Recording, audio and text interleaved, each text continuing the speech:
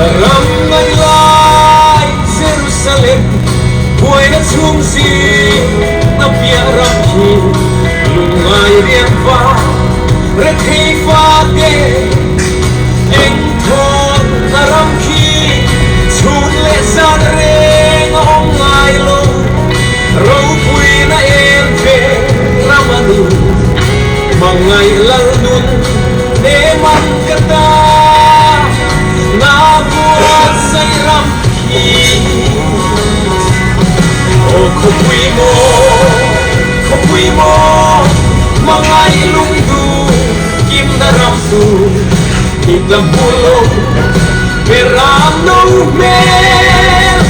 en fel ram moi chu ram ka satwa lai leng ten he ko beram re kingai lo bin beram no dia duka fakin nena la moyang sa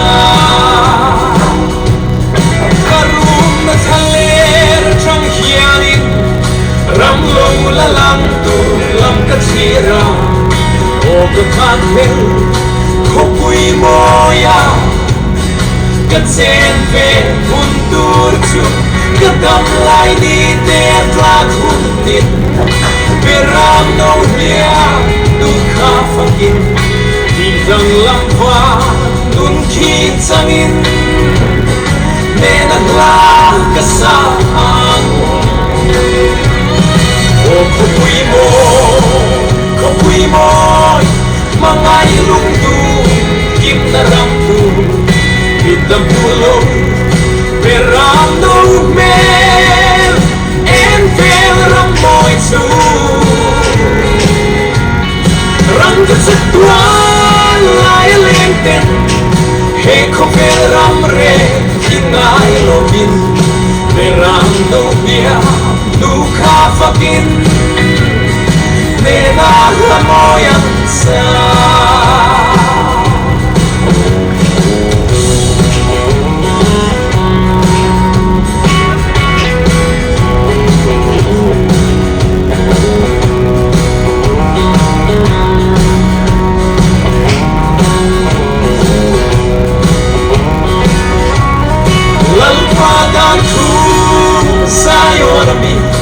Jerusalem mapuan suaka Krista thina le thole na san ching chua khi ani tu po he tu chung na zeta lo tu reng re tam nei lo ve tu ta sak lo ko pui mo iki canta na tiama ni